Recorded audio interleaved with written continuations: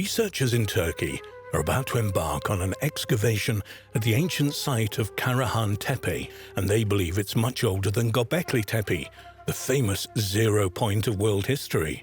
If you were to ask any professor of history or even a self-respecting armchair archaeologist to name the oldest monument ever discovered, they would have all said Göbekli Tepe. But now, that answer might be Karahan Tepe, and this is creating a lot of excitement in archaeological circles.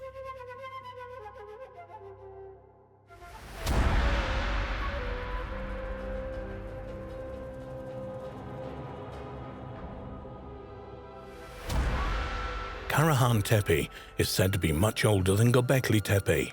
Archaeologists have been working at the Karahan Tepe site, which is often called the sister site of Göbekli Tepe, since 1997.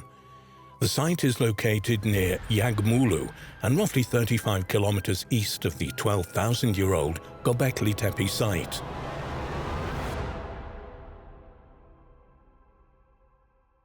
Over the years, archaeologists have made a series of amazing discoveries at the Karahan Tepe site. In particular, tons of buried T-shaped obelisks, similar to the ones carved with wild animals at Göbekli Tepe, have led researchers to conclude that Karahan Tepe is much older than its younger sister, Göbekli Tepe. Head of excavations at Karahan Tepe, Dr. Nevsehir KRILL, said that 12 spots estimated to be in the same period as Göbekli Tepe are now known in the region, one of which is the Karahan Tepe.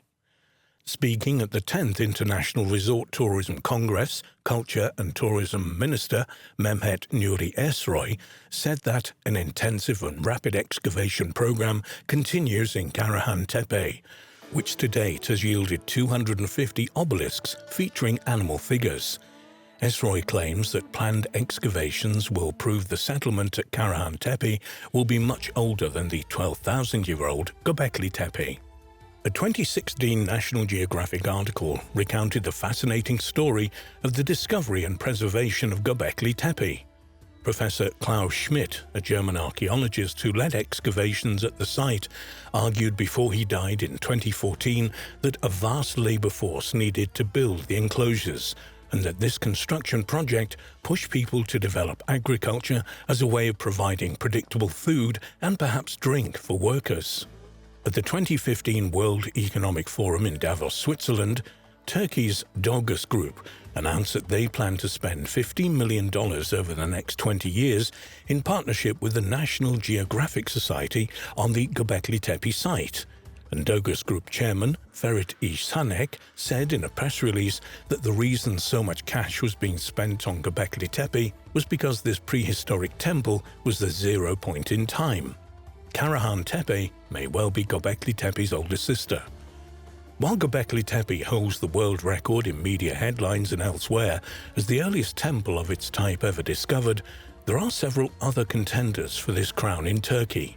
According to Jens Nottroff, an archaeologist at the German Archaeological Institute who is working on Göbekli Tepe site, smaller versions of the pillars, symbols and architecture carved into stone at Göbekli Tepe have been found in settlements up to 125 miles away, including Karahan Tepe. Professor Nottroff told National Geographic that Göbekli Tepe probably served the region as a cathedral, and therefore the surrounding sacred sites were like parish churches. The scientist also thinks hunter-gatherers traveled long distances to meet, worship, and help build new monumental structures through vast community projects that included grand feasts to display wealth. Returning to Karahan Tepe, according to a report in Daily Sabah, many more years of excavations and research must be conducted to determine what exactly it was used for.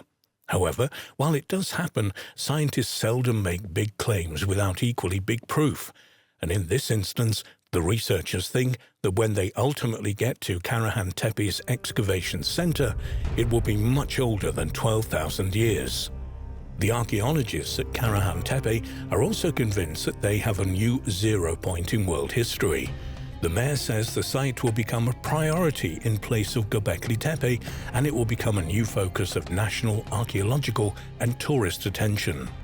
Karahan Tepe is the sister to the enigmatic Göbekli Tepe that sits around 23 miles southeast of Göbekli upon an elevated limestone ridge. It has many striking similarities to Göbekli. Firstly, it consists of T-shaped pillars, 266 of them that mostly form parallel rows. The pillars have relief carvings, and the site appears, like Göbekli, to be deliberately buried under a great artificial mound. Although this could be natural, as after 10,500 years of accumulation of dirt, combined with high winds, could have covered it back up. The comparisons do not end there. It also has serpent relief carvings, strange rock indentations, large cut marks, porthole stones, and an unfinished T-shaped pillar still in the quarry, the focus of this article.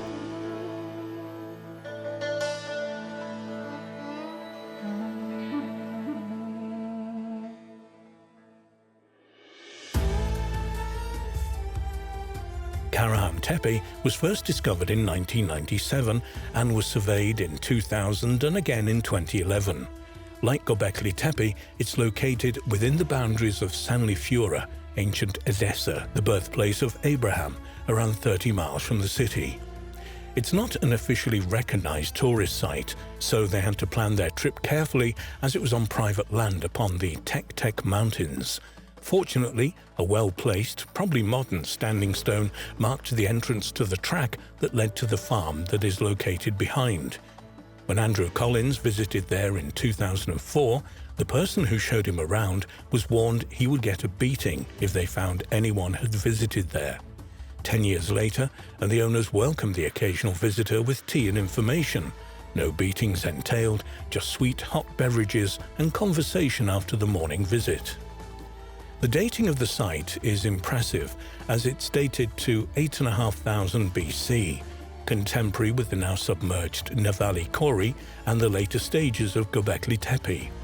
There are obvious similarities to these and other sites in the vicinity, but we've heard that there was a quarry on site where an unfinished T-shaped pillar still sits within the bedrock. Kevin Fish diligently searched for it with only one clue: that it was directly to the west of the main enclosure, as mentioned in the 2011 report. Kevin eventually converged at the impressive monolith.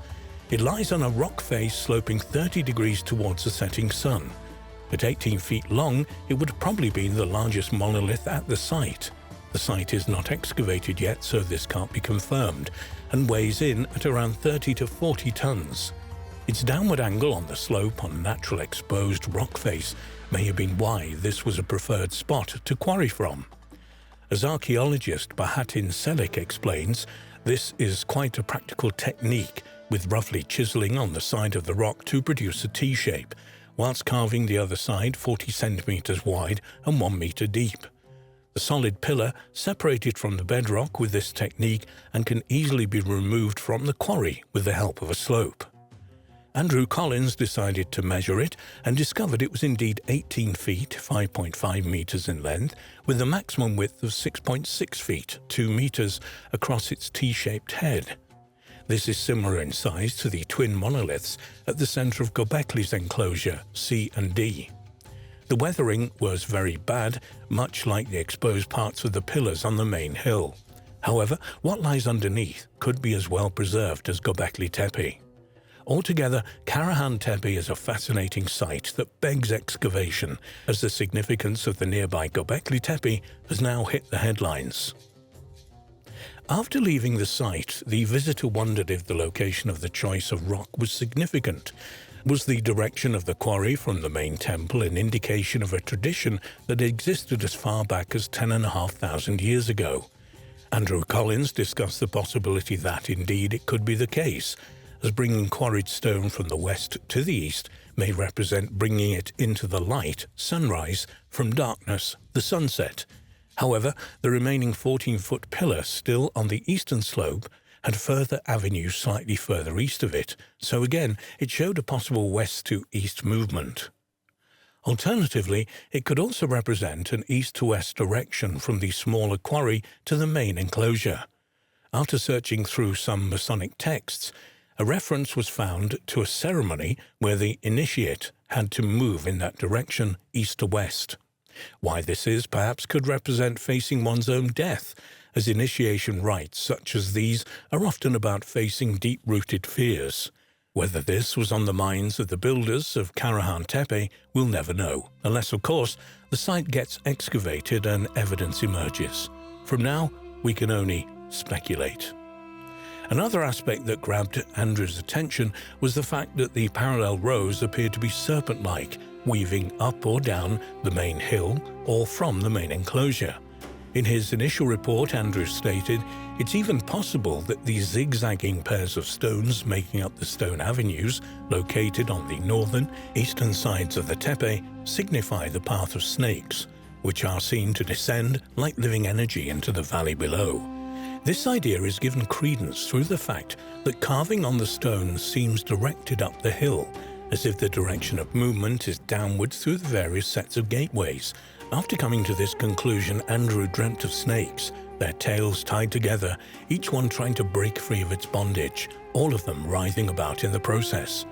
With this dream came the impression that the snakes represented the containment, flow, and energy of the stone's avenues at Karahan Tepe.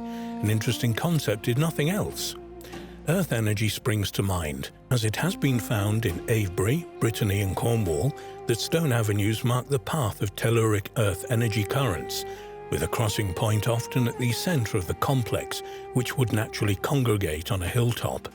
More research needs to be carried out to confirm this hypothesis, but with the serpent symbolism at such a remote site, it could even reveal the origins of geomancy and earth energy science. When they go back in September, they will have some equipment to take readings and dowsing rods to find out if this is the case.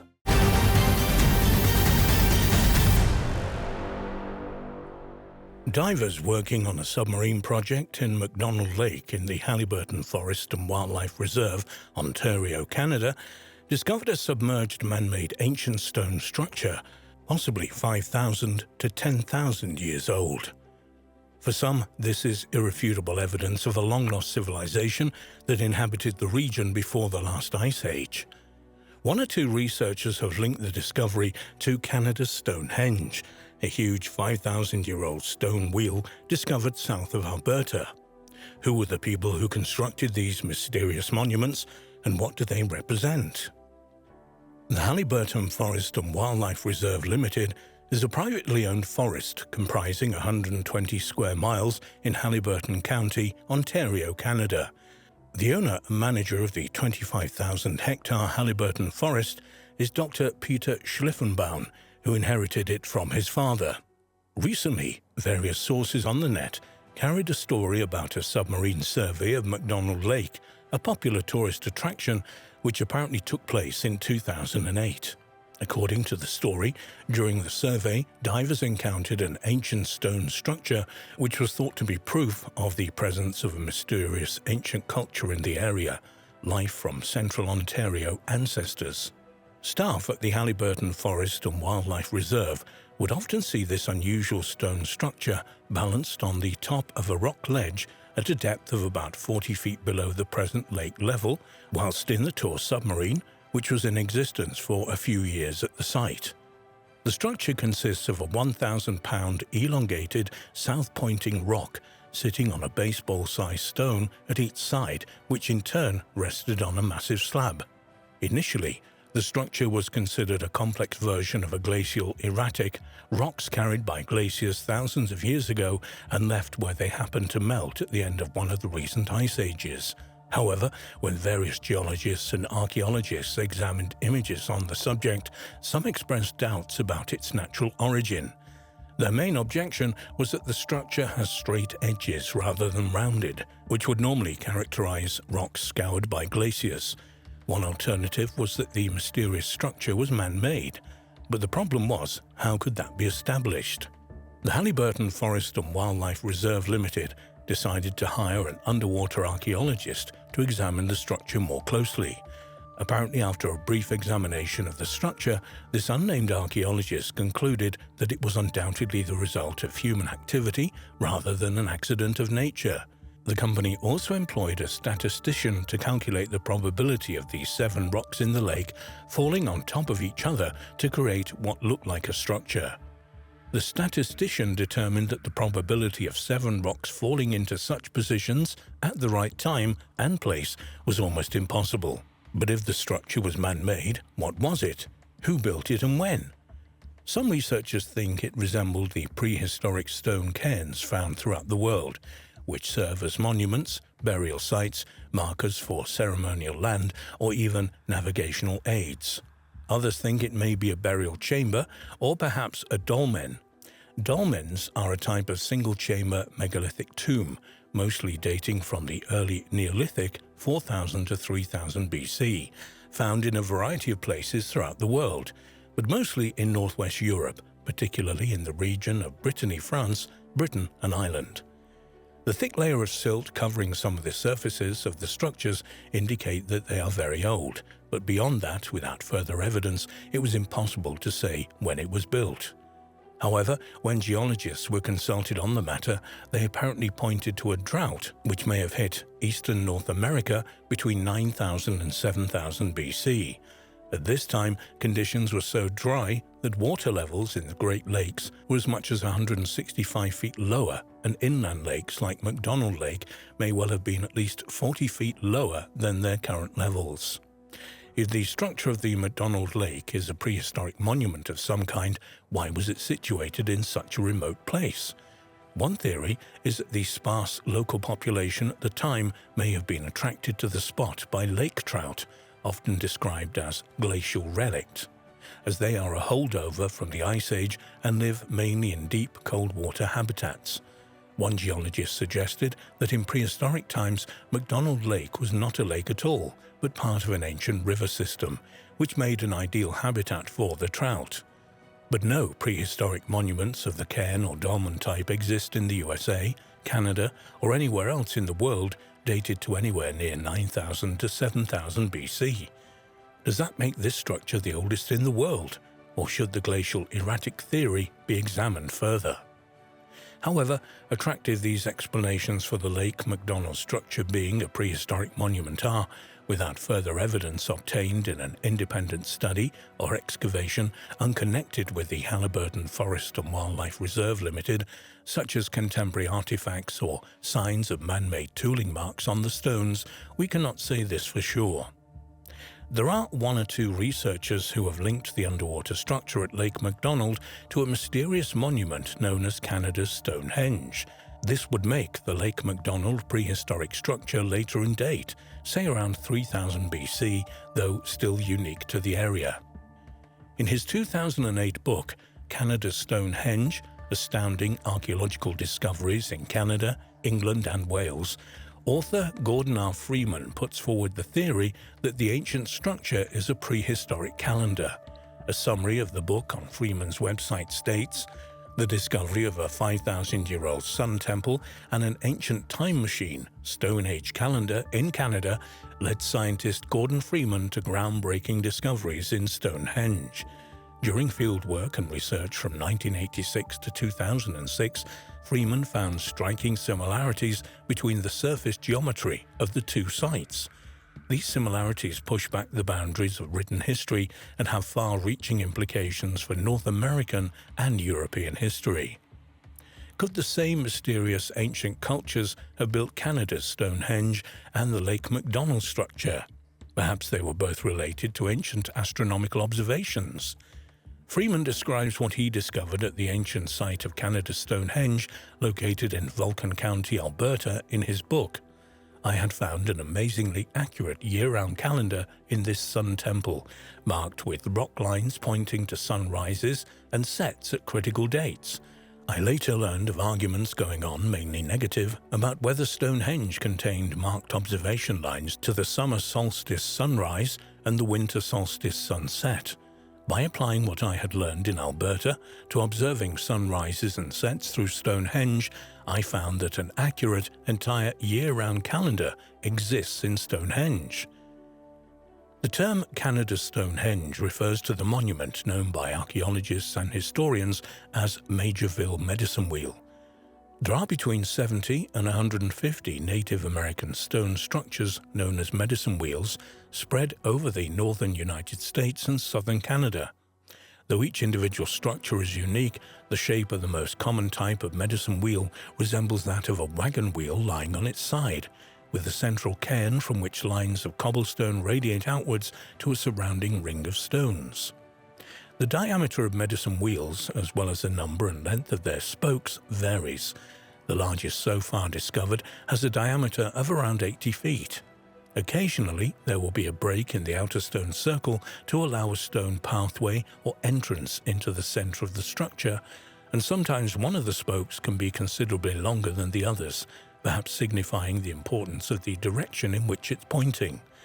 The dates of these medicine wheels also vary considerably, but it is acknowledged that the oldest so far investigated is the Majorville medicine wheel, which was started around 5,500 years ago.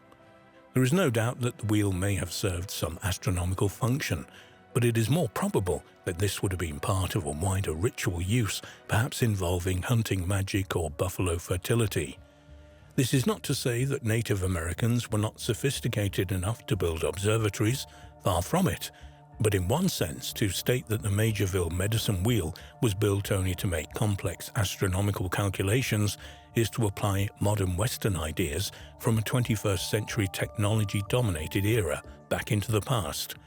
This explanation reflects our own concerns with timekeeping, calendars, computers, and space, not necessarily those of the Native Americans who built and used Canada's Stonehenge.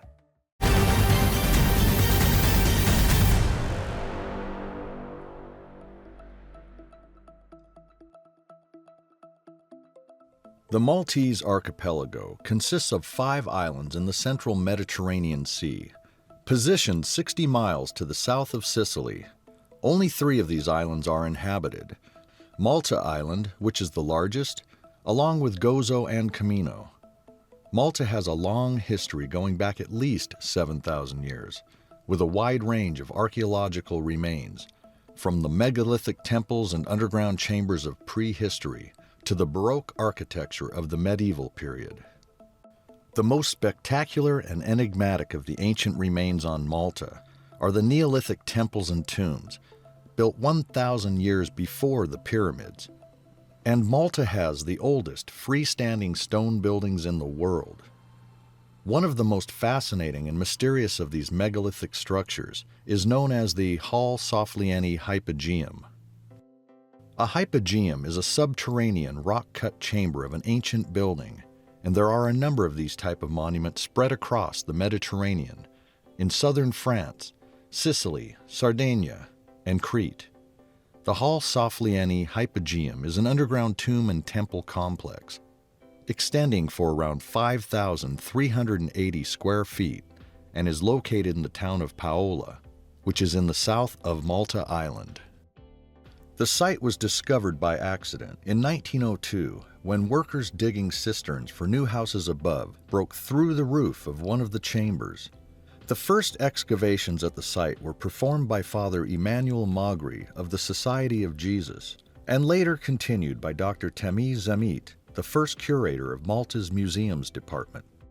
Between 1905 and 1911, Zamit excavated a fascinating collection of archaeological material from the complex, including human remains, pottery, beads, amulets, and figurines, and he wrote a series of reports of his work at the site that was published from 1910 onward. The Hypogeum was first opened to the public in 1908, while excavations were still taking place. The Hall Sofflieni Hypogeum consists of a series of oval chambers, halls, and niches, set on 3 levels, one underneath the other. Incredibly, the underground structures were all carved out of solid rock in semi-darkness, allegedly using stone mallets and antler picks, and later smoothed over using flint implements. The upper level of the complex consists of a hollow with a central passageway, with burial chambers cut into the natural caves on each side. This is the oldest level of the Hypogeum, in use from 3600 BC to 3300 BC, and is similar in plan to earlier rock-cut tombs found elsewhere on the islands, such as the Shamshia tombs, which date to around 4000 BC. The middle level, 3300 to 3000 BC, was cut into the subsurface rock as an extension of the upper level of the structure. This level exhibits exquisite stoneworking skill in the elaborately carved trilithons, which are a construction with two upright posts, with a horizontal one set on top. The trilithons are set in imitation of the built masonry of the above-ground megalithic structures found elsewhere on Malta. This level also contains some of the most important features of the Hypogeum monument, such as the main chamber, the oracle room, and the Holy of the Holies. Most of the wall surfaces in the main chamber originally had a wash of red ochre, tracing out spiral and honeycomb designs, some of which are still visible today. The famous Sleeping Lady, a 12-centimeter-long reclining terracotta figure with traces of red ochre, was recovered either from here or a nearby room which is known as the Snake Pit. Believed to date from around 3000 BC, this corpulent ceramic figure is naked to the waist and wears a fringed skirt. She appears to be in a deep, tranquil sleep on a bed with a rush mattress, along with other similar figurines from the Neolithic sites on Malta and elsewhere in the Mediterranean. The Sleeping Lady has been used as evidence for the theory of universal peace-loving Mother Goddess or Great Goddess worship in prehistory, proposed by a number of researchers. One interesting theory regarding the Sleeping Lady, whether goddess or not, is that either in a trance or asleep, she may represent a place in the Hypogeum where dreams or trance visions were interpreted by priests or priestesses. Such a dark subterranean context would have been ideal for the stimulation of such states as it would induce dreams and visions. Alternatively, because the area was used for burials, the statue may be a representation of eternal sleep. The enigmatic Sleeping Lady figurine is now on display at the National Museum of Archaeology in Valletta, the capital city of Malta. Also on the middle level, the roughly rectangular oracle room has an elaborately decorated ceiling of ochre-painted spirals and a fascinating side chamber, which has the property to amplify and echo a deep human voice. This is referred to as a resonance chamber. Whether this intriguing effect was intentional or not is difficult to say, though the possibility that these strange acoustics were utilized in some religious ceremonies performed in the chambers is an intriguing one. The chamber resonates at an intriguing 111 Hz, which is known to be a healing frequency. Immersing yourself in this frequency can help increase the healing process of internal and external wounds. The Holy of the Holies is perhaps the most elaborately decorated room in the whole complex, with its trilithon door frame and pierced stone or porthole entrance reflecting the architecture of Maltese freestanding Neolithic monuments. The third and lowest level at the Hypogeum is 35 feet below street level and has been dated to 3150 to 2500 BC. It consists of a maze of chambers, which were filled with water when discovered in the early 1900s. As there have been no finds of either bones or artifacts from this level, it has been suggested that these chambers here may have been designed as storage for water or grain. Water storage has also been put forward as the possible function of the Hypogeum at Knossos on Crete, dated between 2150 and 2000 BC. The primary function of the Hypogeum site was certainly as a cemetery, as around 7,000 skeletons have been found in the chambers, ranging in date from 3600 to 2500 BC, in other words, spanning the life of the site itself. This amount of human remains is significantly higher than the tombs could have housed at any one period, indicating, along with the dates of the skeletons, that the complex was used for burials over several centuries. The fact that no human remains were discovered in some rooms, such as the Holy of Holies, would suggest other functions for these parts of the site, Perhaps they were used for funerary rituals involving priests contacting the ancestors. An interesting clue to one of the original functions of the Hypogeum is the resemblance of the site to natural caves. The near darkness of the original subterranean chambers and passageways is a little difficult to imagine nowadays with the brightness of the artificial lighting at the site. But originally, whoever was allowed to venture down into the depths of the Hypogeum would only have had the dim light of animal fat lamps to help them through the maze of rooms, passageways, and niches. Perhaps what took place inside the Hypogeum involved some kind of procession or ritual initiation through the disorienting labyrinth structure, which included passing through porthole entrances into particularly restricted shrines. Such a mysterious subterranean structure as the Hypogeum is bound to generate its own legends and folklore. Indeed, there are a host of legendary tales associated with the Hypogeum, from disappearing parties of school children to subterranean monsters and underground alien bases. The majority of these stories can be traced back to an article by Richard Walter in the August 1940 edition of the National Geographic magazine entitled Wanderers Awheel in Malta. This wartime piece discusses the various underground passageways on Malta being used as part of the fortifications and defense system of the island. It also states that at one time it was possible to traverse the island using these tunnels, but the government closed the entrances to these tunnels after school children and their teachers became lost in the labyrinth while on a study tour and never returned. Apparently, the parents of the children claimed they could hear cries of the children for weeks afterwards, coming from under the ground in several parts of the island, as if some strange phenomena was beckoning others to their doom. In this single article from the National Geographic lies the origin of a host of contemporary folklore about disappearances and secret tunnels underneath the Hypogeum, which has been mostly built up on the internet. The problem is that the original National Geographic article cites no sources for the tale, and no contemporary accounts of the tragedy have ever been discovered. The Hypogeum is not mentioned by name in the article, so we are not even sure if the alleged incident even occurred there. The story has the ring of local folklore, perhaps a tale concocted to keep children away from the dangerous tunnels. It also brings to mind the mysterious disappearance of the Australian schoolgirls in Joan Lindsay's novel, Picnic at Hanging Rock, 1967, for many years believed to be a true incident, despite the protestations of the author of the novel.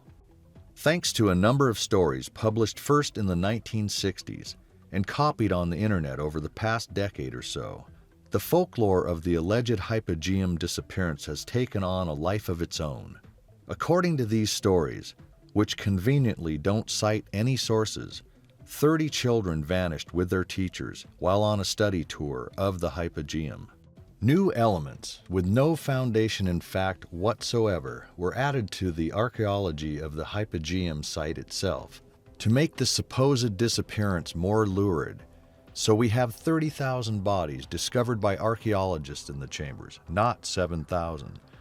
And the remains were all human sacrifices to some underworld god. In the best traditions of the modern folklore of underground archaeological sites, the tunnels underneath the Hypogeum are said to stretch for hundreds of miles, all the way to the catacombs underneath Rome. Improving on the original National Geographic article, we are told that a British embassy worker, or in some accounts, an American tourist, called Miss Lois Jessup, discovered a series of tunnels underneath the lower level of the Hypogeum, and in an unexplored cavern, she encountered several large hairy creatures with strange powers.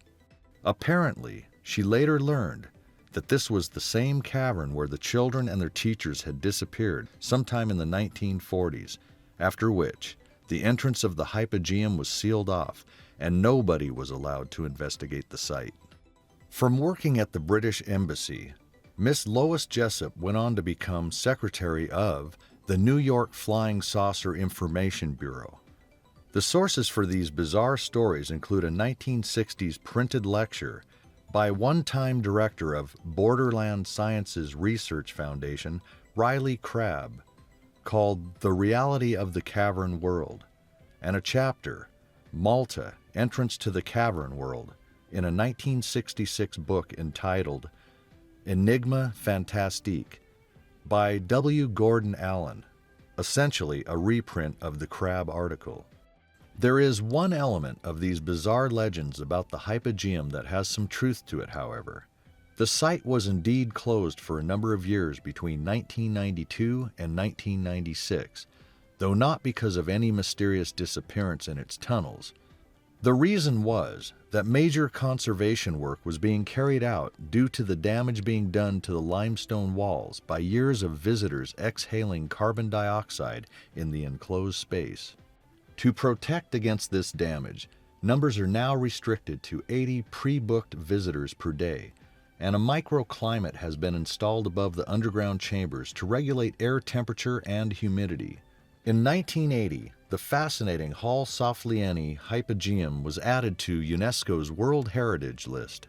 Strangely enough, when now visiting the Hypogeum, visitors are not permitted to photograph, film, or even take audible recordings, while security guards watch over a controlled small group of 20 visitors.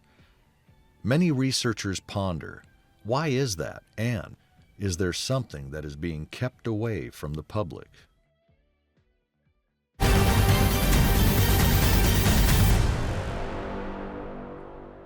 Recent research in Brazil has revealed the discovery of an ancient megalithic observatory built at least 5 centuries before the European conquest of the Americas began. This finding, along with other archaeological fascinating discoveries in Brazil in recent years, which include giant land carvings, remains of fortified settlements, and complex road networks, are challenging the earlier views that the Amazon had been untouched by humans except for small nomadic tribes. Nearly all the discoveries were made after a period of widespread deforestation in the Amazon in the early 90s through to the mid-2000s. The archaeology of the Amazon. For decades, the Amazon was thought by archaeologists to have been almost uninhabited rainforest, but recently were made after a period of widespread deforestation in the Amazon in the early 90s through to the mid-2000s. The archaeology of the Amazon. For decades, the Amazon was thought by archaeologists to have been almost uninhabited rainforest, but recently researchers have been finding new evidence that the area was in fact a hive of human activity and home to millions of people. In March 2018, a study funded by National Geographic and the European Research Council Project PAST revealed details of 81 sites in the previously unexplored territory of the Amazon's upper Tapajós basin. Settlements discovered in the area ranged from small villages of around 100 feet wide to a large site covering 19 hectares. The sites were first discovered by satellite imagery of the area revealed by deforestation. The remains of the settlements are represented by ditches enclosing the sites for fortification, sunken roads, and earth platforms on which houses would once have stood. Dr. Jonas Gregoria de Souza from the University of Exeter was the first author of the study. He said regarding the findings and the distribution of the sites, the idea that the Amazon was a pristine forest, untouched by humans, home to scattered nomadic populations, we already know that was not true. The big debate is how populations were distributed in pre-Colombian times in the Amazon. The idea was that in the areas that are located further away from the main rivers, populations maybe were actually smaller and they had a negligible impact on the environment. We demonstrated that these regions may have had pretty large populations as well as in the past. Wood charcoal associated with pottery fragments from one site was carbon dated to between 1410 and 1460 AD, which fits in well with the dating of many of the sites previously discovered in the southern rim of the Amazon, which showed a peak of activity between 1250 and 1500.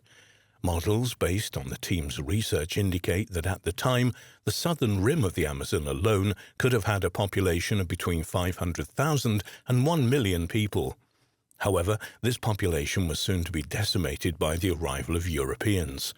According to de Souza, diseases traveled much faster than people, and probably this population was already weakened by diseases brought by Europeans even before the Europeans set foot in the area. The Brazilian Stonehenge. The Solstice Archaeological Park is located near the city of Calçone in Amapá State, northern Brazil. The site contains a megalithic stone circle and is often referred to as the Amazon Stonehenge or the Brazilian Stonehenge. The megalithic site, which is located on a hilltop on the bank of the Rio Grande River, consists of 127 upright blocks of granite, each of up to 13 feet in diameter and weighing several tons, standing evenly paced in a circle measuring over 98 feet in diameter. After conducting radiocarbon testing and carrying out measurements during the winter solstice at the site, some scholars in the field of archaeoastronomy determined that an indigenous culture arranged the megaliths into an astronomical observatory about 1,000 years ago, or 5 centuries before the European conquest of the Americas began, and 3,500 years after the building of Stonehenge. Archaeologists theorize that the site, referred to in academic sources as AP-CA18, was constructed by a sophisticated indigenous people for astronomical, ceremonial, or burial purposes, or even a combination of all three. One of the stones at the site has a circular hole carved into it. During the winter solstice, the sun shines directly through this hole onto another rock, supporting the idea that the Amazonian Stonehenge was used as an astronomical site.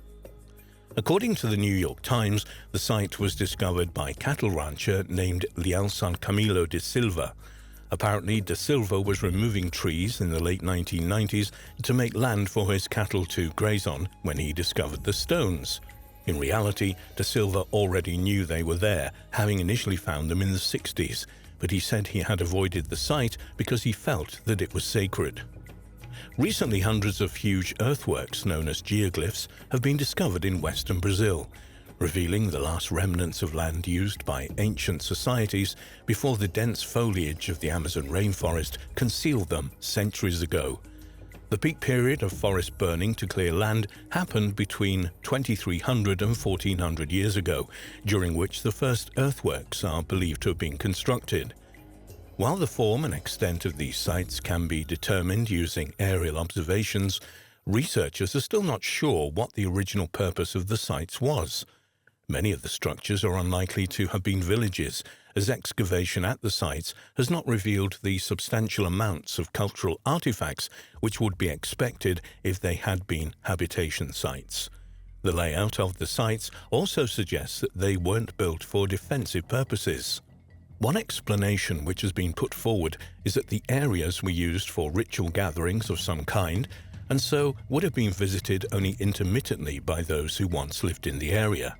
Archaeologist Jennifer Watling has compared the layout of the sites with England's Stonehenge, saying, "It's interesting to note that the format of the geoglyphs, with an outer ditch and inner wall enclosure, are what are classically described as henge sites.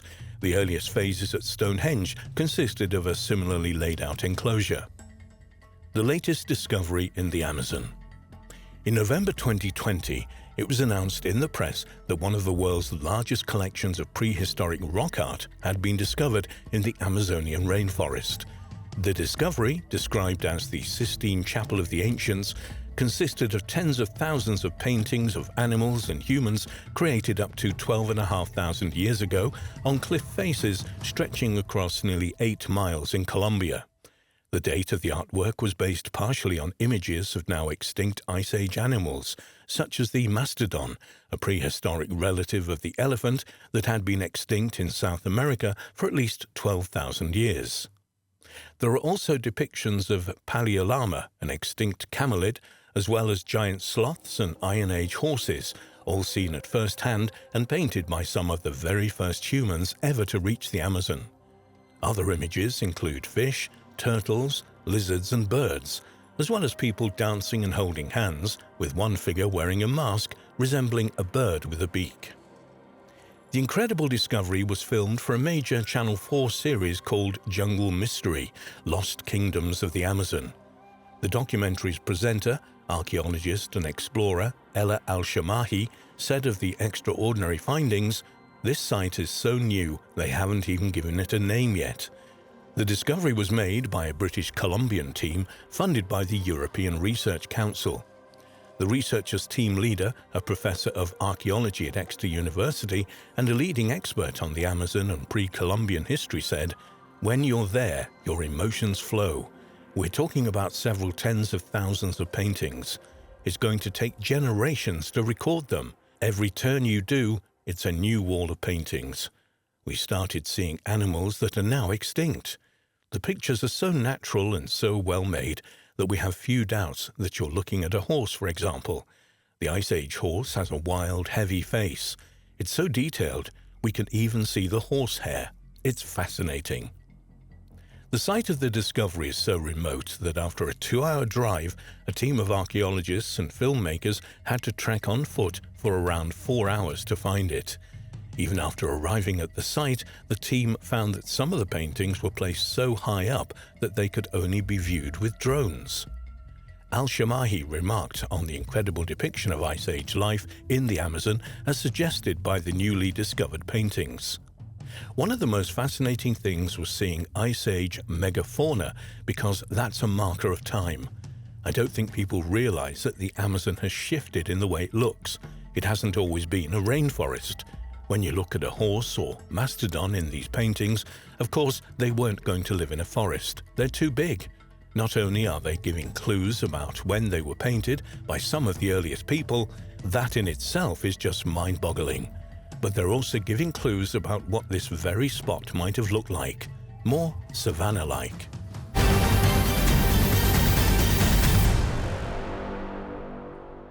For centuries, there have been tales of beings, some human and some not, living in the vast cavities that exist deep beneath the surface of the earth. But exactly who or what these beings are and what they want is open to question. Sometimes these tales are based on half-remembered rumors, and there has seldom been anything definite. But there are also ancient structures, such as the necropolis called the Hal Salflieni Hypogeum in Malta, that helps corroborate such tales.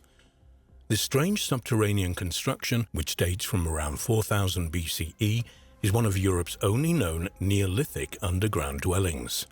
Elsewhere, there are several others, including Derinkuyu in Turkey, the underground city of Neyaz in northern France, and of course the fascinating and hauntingly beautiful city of Petra in southern Jordan.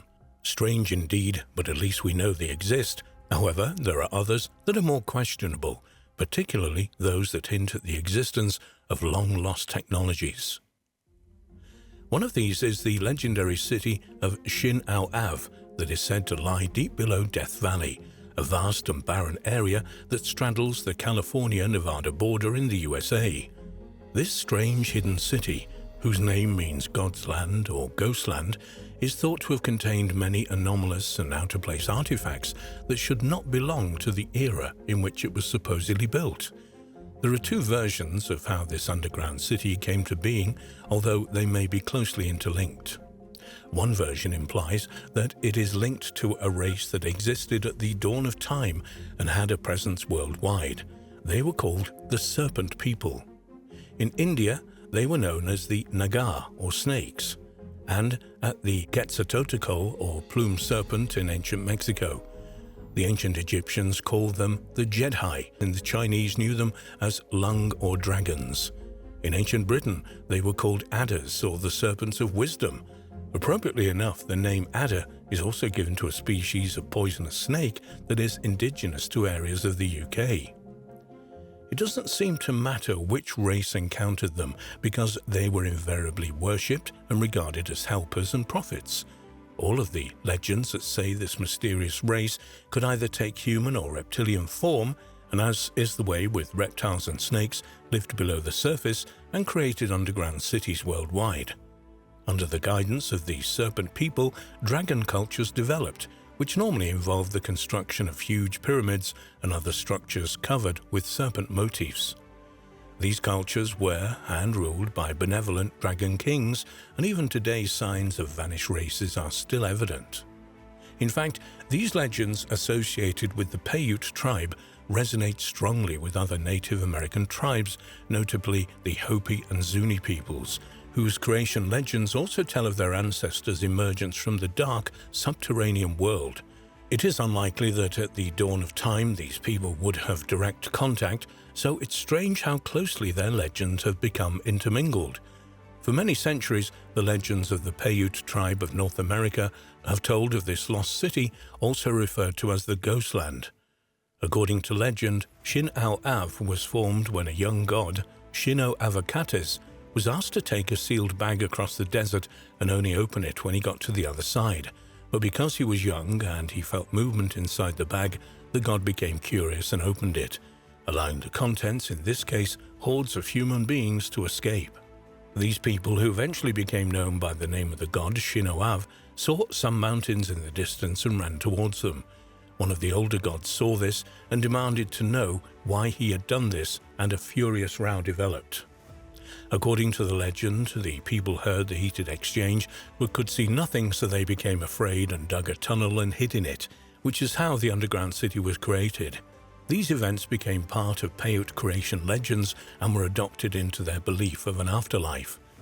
Another part of this legend tells of how, many centuries later, the wife of a Paiute chief died in childbirth, and in his grief he wanted to be reunited with her, so traveled to the land of the dead. This involved passing through a miles-long underground passage, and on his journey he was attacked by the fearsome creatures that lived there. Finally, he got to the end of the passage and found himself standing at the end of a narrow bridge carved from the solid rock. The bridge crossed what he looked like a bottomless chasm. He crossed the bridge and finally arrived in the land of the dead, which was ruled over by Shin-Au-Av. One of the inhabitants met him, a strangely beautiful female with snake-like features, who took him into a huge open area. Here he saw thousands of dead members of his tribe dancing. He asked if his wife was with them. His guide told him she was, and that once he had found her, they must both immediately leave the valley, and, common with Lot's wife in the Bible, should not any account look back for any reason. The chief promised to do this, and he watched the dancers for several hours until he saw his wife. He called out to her and she turned and saw him. She left the dancers and ran towards him, and they promptly fled to the rock ridge, leaving from Shin-Au-Av to the cavern and the world above. However, he forgot his promise and turned to take one look back at where he'd been, and as he did so, his wife and the city immediately disappeared. Once he had recovered from the shock, he made his way out of the cavern and rejoined his tribe. He spent the rest of his life describing the peace, happiness, and beauty that he had found in the underground land. Legends like this were forgotten until, in 1947, they resurfaced when an article appeared in the San Diego Union Tribune. The article mentioned that several years previously, the remains of an ancient civilization had been found in the desert. These remains included an underground city containing gigantic skeletons and mummies wearing leather clothing, and the walls of the city were covered with strange carvings and images. This article also stated that in 1931, an archaeologist had located tunnels leading to the city underneath Death Valley, and he intended to excavate and explore his find. He said that work had already started removing the skeletons from the caverns, most of which were between 8 and 9 feet long. The article also suggested that out-of-place artifacts had been found, indicating that there was a level of technology present that was unlike the rest of the find. Like the mummies, the skeletons were still clad in garments, but these were made of hair, and the garments were of medium length, comprising a jacket and knee-length trousers. Initial testing suggested that the remains were in the region of 80,000 years old. It was also stated that another cavern had been found. This cavern, which they called the Temple, had apparently been used for ceremonies or rituals, and it contained objects and strange markings familiar to those used by the Freemasons. A long tunnel from this area led to another room containing the remains of dinosaurs, saber-toothed tigers, elephants, and other animals, which were displayed in alcoves in the walls. The men got the impression that some catastrophe had occurred above ground and people had taken refuge in this elaborate cave system. The dwellings were well equipped, and among the articles found were objects that they could not recognize, and it was not until after 1947 that they were found to be microwave ovens. Furthermore, it appeared that the city had been lit using a form of gas lighting which had been fueled by sources of natural gas. Elsewhere, there were huge stone doors that seemed to have been operated using a complex system of counterweights. This took the form of hundreds of globes dotted around the cave system.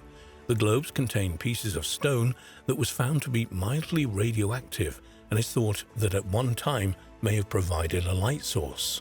In addition to this, other totally out-of-place devices resembling radio sets were also found. However, a few days after the first article appeared in the San Diego Union Tribune, another article entitled "Expedition Reports 9-Foot Skeletons" appeared in another Nevada newspaper, the now-defunct Hot Citizen. Some view this as no more than something created by a reporter, while others believe the evidence is there and is being kept from the general public. One account from the early 1900s alleges that two men were traveling through Death Valley and one of them allegedly fell into an old mine shaft at a place called Wingate Pass. Fortunately, he was not badly injured and could see odd shapes nearby. He called out to his companion, who climbed down to join him.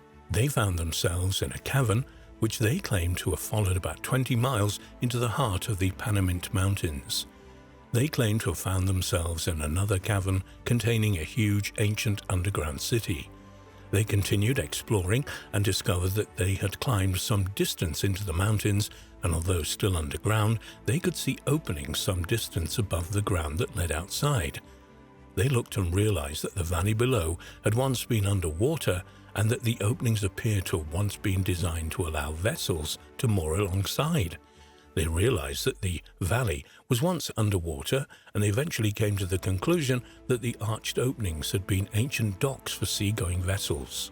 The area around Wingate Pass, where the discoveries were made later, became part of the US Navy weapons testing facility at China Lake and is now off limits to the public and is currently impossible to check if any of these claims are accurate.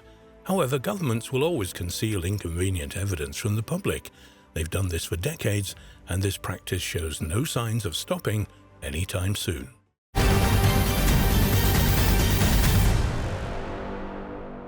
The Dashka stone is a controversial artifact that is believed by some to be the guidelines used by the architect of the world. Known as the Map of the Creator, the stone tablet has baffled researchers since its discovery in 1999. As impossible as it may seem, Russian experts believe the stone map could be 120 million years old.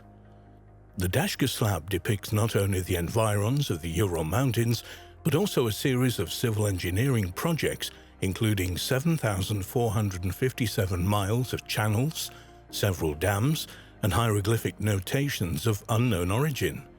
The accuracy and perspective of the map suggests that it was created from an aerial point of observation. The hieroglyphs have not, as of this time of writing, been deciphered, but are thought to be related to an ancient form of Chinese. Archaeologists from the Bashkir State University discovered the Dashka stone in the Ural Mountains of eastern Russia on July 21, 1999. The discoverers were immediately struck by the size of the tablet. It measures 58 inches high, 42 inches wide and 6 inches thick, and weighs 1 ton. Upon further examination, the researchers were even more stunned. The tablet appears to show a highly accurate topographical map of Bashkiria, a specific area of the Ural Mountains at a scale of approximately 1 to 1.1 kilometers. Alexander Churov, a professor at Bashkir State University who led the team, named the stone Dashka in honor of his grandfather, who was born on that day. He said, at first sight, I understood that this was not a simple stone piece, but a real map, and not a single map, but a three-dimensional. You can see it yourself.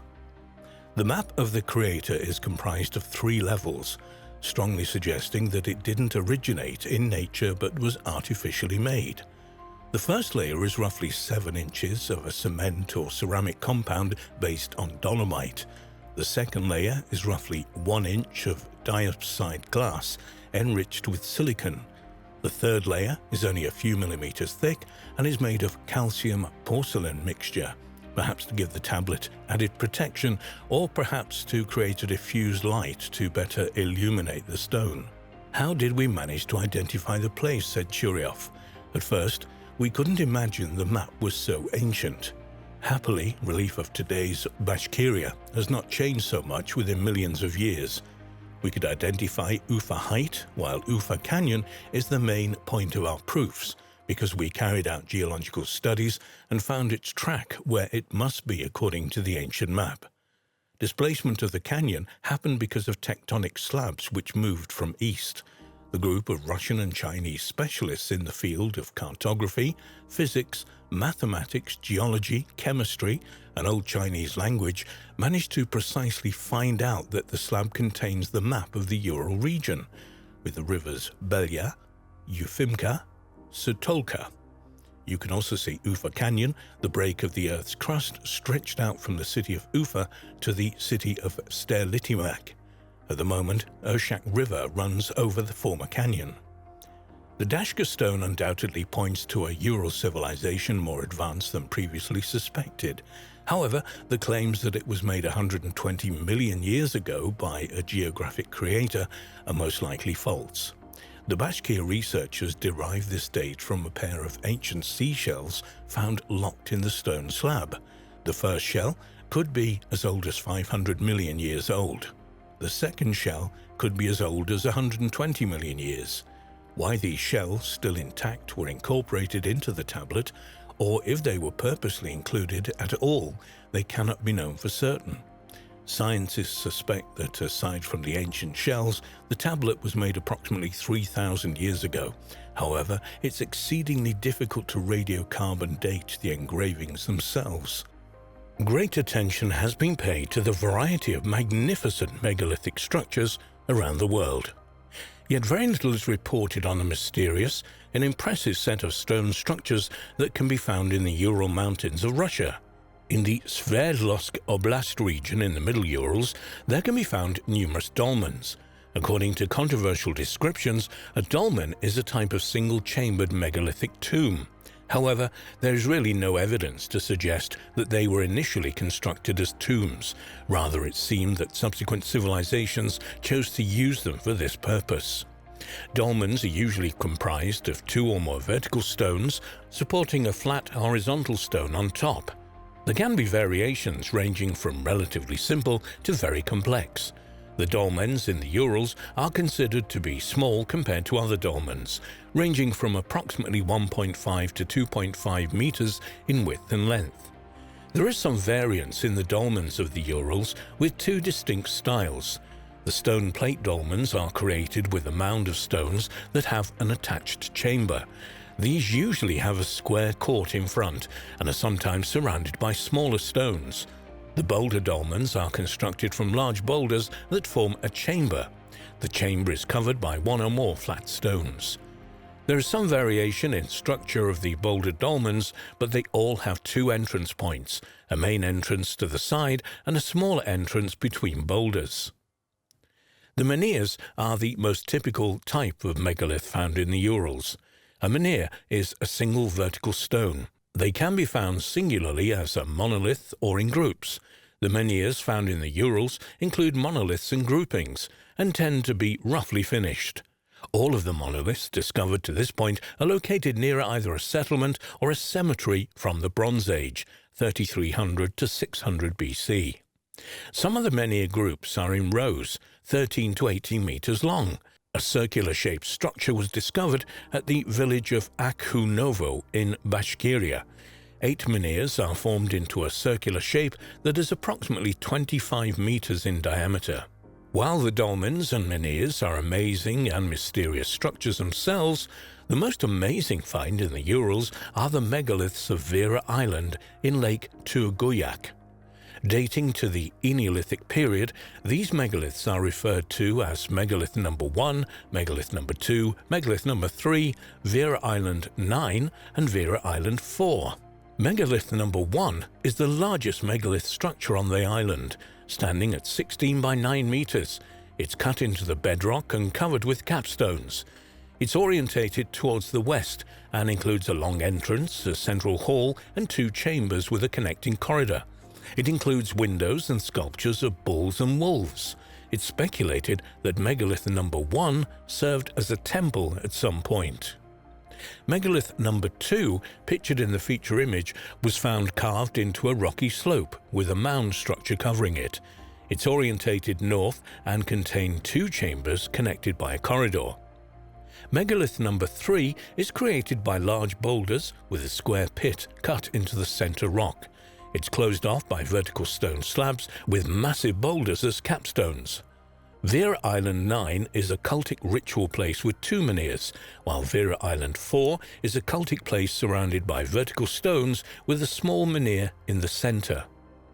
The megaliths of the Urals are undoubtedly an impressive sight, yet strangely, virtually nothing is known about who created them, how they were built, or what purpose they were intended to serve.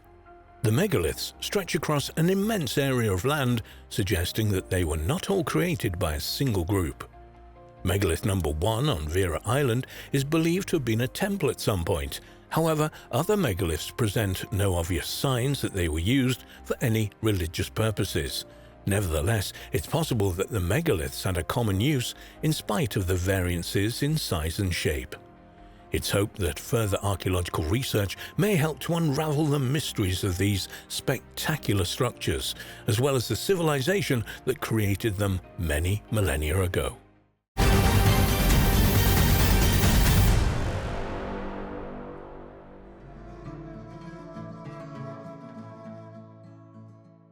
A few years ago, when officials in Turkey went to investigate flooding in the Nevsehir province, they uncovered a vast, massive network of underground tunnels. Recent research has revealed that these tunnels from a subterranean city may date back 5,000 years.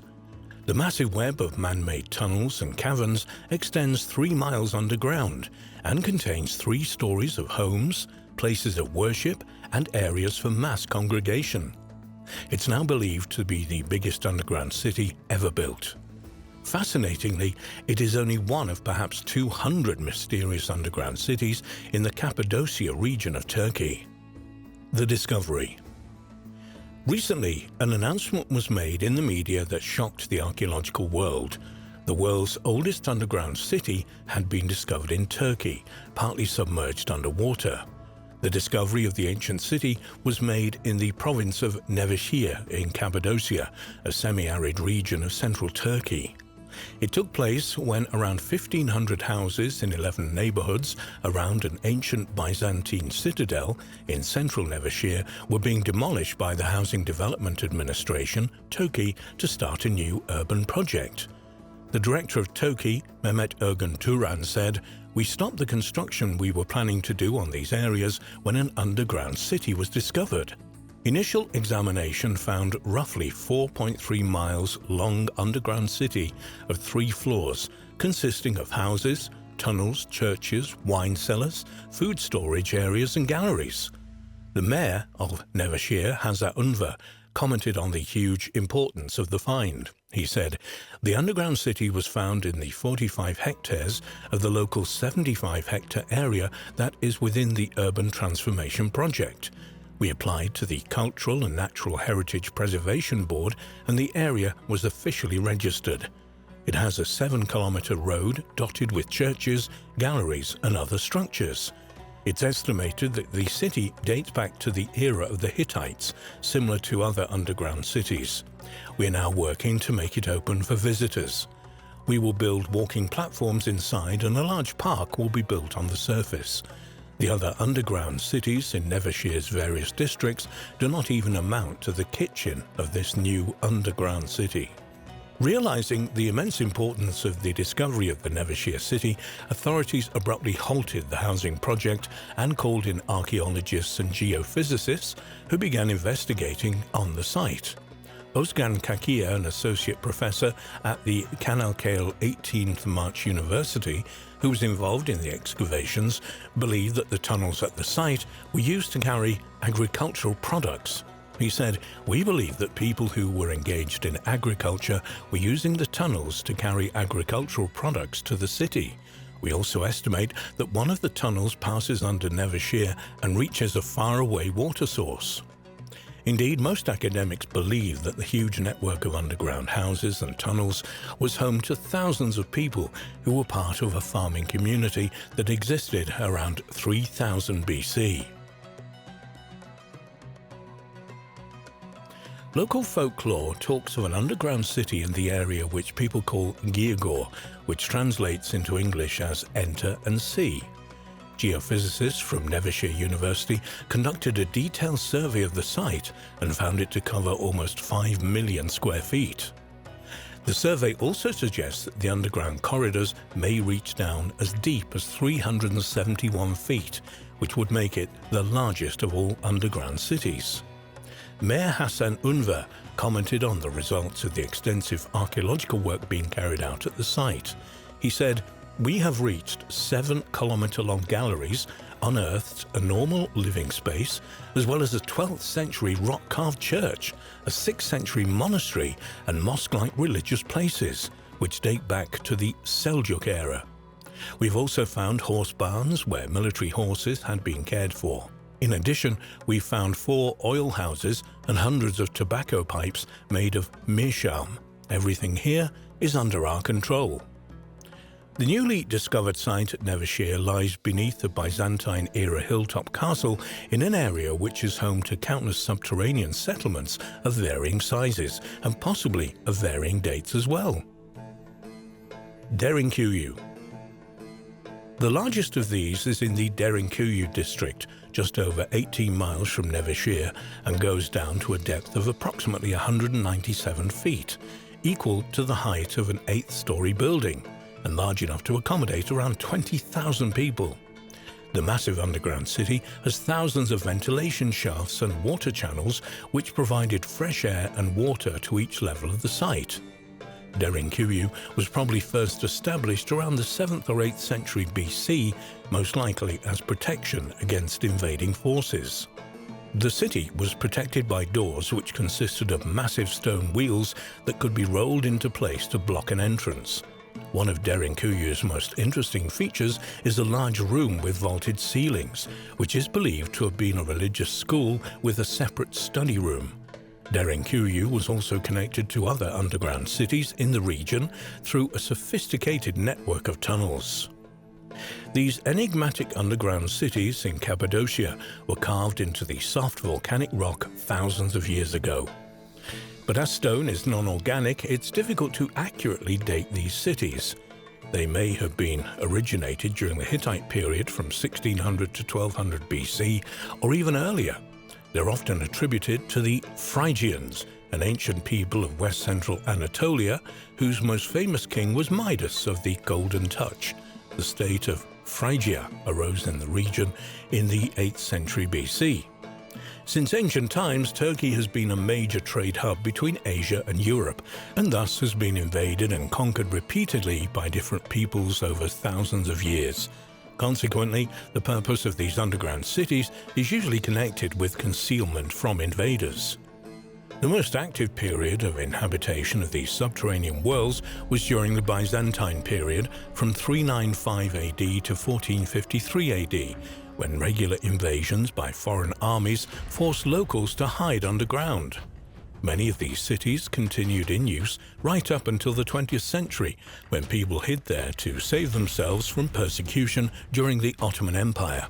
In fact, it was not until 1923, after the population exchange between Greece and Turkey, that these underground cities were finally abandoned and not rediscovered until 1963. At the moment, Derinkuyu is the largest excavated underground city in the world, but many believe that when Nevsehir is fully excavated, that title may well change hands. K. Makli. There are a staggering 200 or more underground towns and cities in Cappadocia, many of which are wholly or partly open to the public. One of the best known of them is K. Makli underground town, located about 12 miles from Nevsehir and built under the hill known as the Citadel of K. Makli. It's connected to Derinkuyu by miles of ancient tunnels and was open to visitors as early as 1964. The subterranean town consists of 8 floors, 4 of which are open to the public today. The spaces in the underground town, which are organized around ventilation shafts, were made into stables, storage rooms, wineries, and kitchens. Archaeologists believe this underground village could have been a temporary home for up to 3,500 people. On the third level of the settlement, archaeologists discovered an unusual block of andesite, which was used by the ancient inhabitants for cold-forming copper. The ancient name of the town was Enigup, and experts believe construction may have begun by the Phrygians in the 8th to 7th centuries BC. It was used much later in the Byzantine era for protection against Muslim Arabs during the Arab-Byzantine Wars of 780 to 1180 AD. The modern village on the site is built almost around 100 tunnels of the underground city. These tunnels are still used today by the villagers as storage areas, stables and cellars, accessed via the courtyards of the houses in the village. There is actually an astonishing eyewitness account of these underground Cappadocian cities, which gives us a vivid idea of what they must have been like. It was written in 370 BC by the ancient Greek professional soldier and writer Xenophon, and tells of the expedition of a large army of Greek mercenaries hired by Persian Prince Cyrus the Younger to help him seize the throne of Persia from his brother. During their travels, they came upon a strange village somewhere in Anatolia, modern Turkey, which Xenophon describes as follows. The houses were underground, with a mouth like that of a well, but spacious below, and while entrances were tunneled down for the beasts of burden, the human inhabitants descended by ladder. In the houses were goats, sheep, cattle, fowl, and their young, and all the animals were reared and took their fodder there in the houses. Here were also wheat, barley and beans, and barley wine in large bowls. Floating on the top of this drink were the barley grains, and in it were straws, some larger and others smaller, without joints, and when one was thirsty, one had to take these straws into his mouth and suck. It was an extremely strong drink unless one diluted it with water, and extremely good when one was used to it.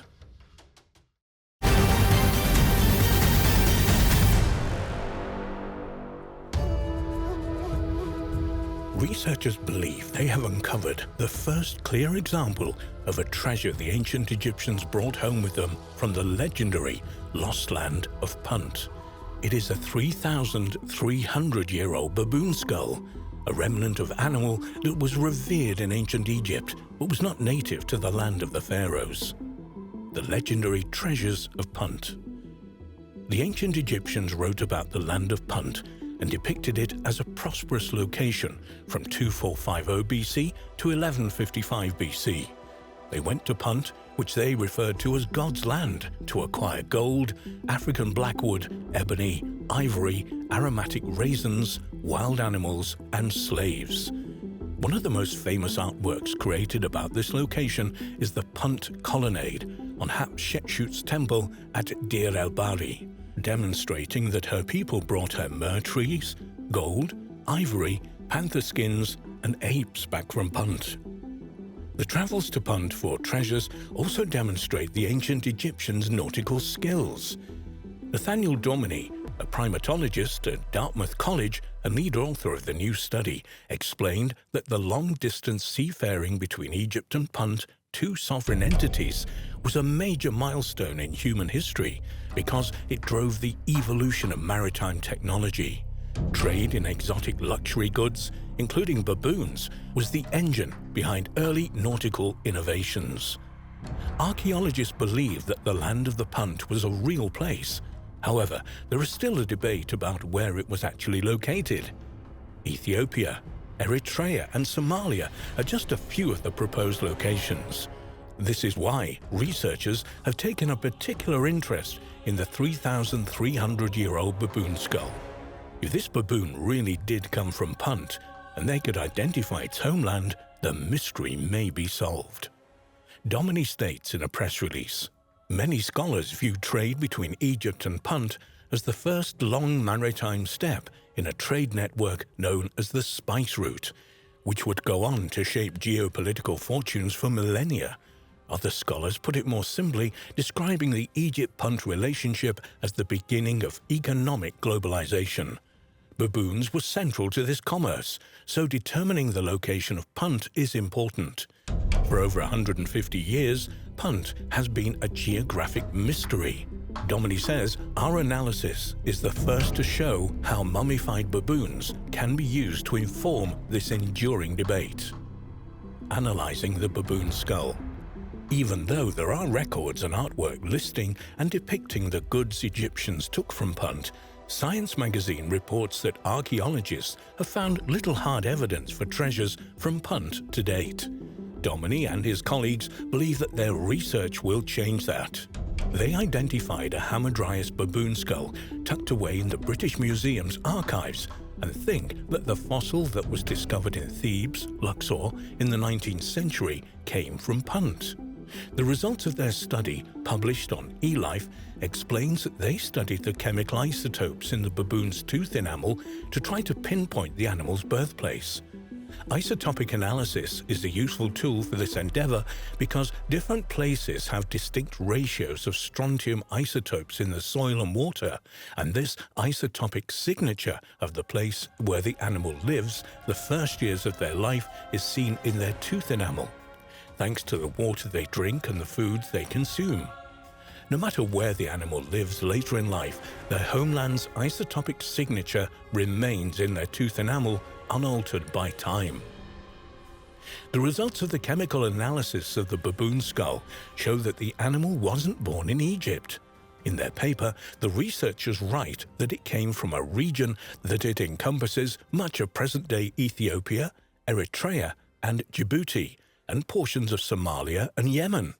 They write that this region corroborates the balance of scholarly conjecture on the location of Punt, and also is a testament to the tremendous reach of Egyptian seafaring during the 2nd millennium BC. Domini says that this implies the baboon is the first known Puntite treasure. According to Science magazine, Catherine Bard, an archaeologist at Boston University, said that the baboon skull study provides another piece of evidence on where Punt was located. Bard believes that Punt is either in Eritrea or eastern Sudan. She also tells Science magazine that this isn't the first example of a treasure from Punt because her excavations at Mersa Wadi Gawasis unearthed obsidian ebony fragments, which she asserts came from Punt. Domini disagreed, saying that ebony, for example, was widely distributed across Africa, so Bard's discovery was not necessarily a treasure from Punt.